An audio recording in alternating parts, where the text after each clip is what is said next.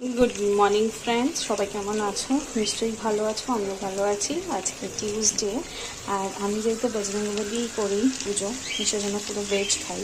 তো আজকে ভেজ ভাবলাম কী বানাবো। তো নতুন সজনাটা উঠেছে, দেখো। তো সজনাটা ঝাল করছি একটু আলু দিয়ে, সজনাটা দিয়ে, টমেটো দিয়ে, নুন, হলুদ, লঙ্কা দিয়ে, আর সামান্য একটু জিরে গুঁড়ো। এটা কিন্তু আমি এবার ঢেকে দেবো, যাতে একদম মাখা মাখা হয়, ঝোল না থাকে, একদম মাখা।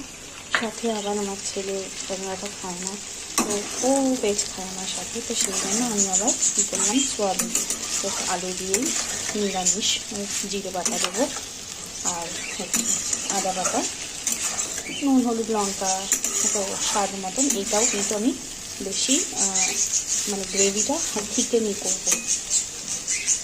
আর ডাল তো হয়ে গেছে, কেমন ফাইনালি কেমন হচ্ছে আমি দেখাবো। কমেন্ট করে বলো কেমন হলো।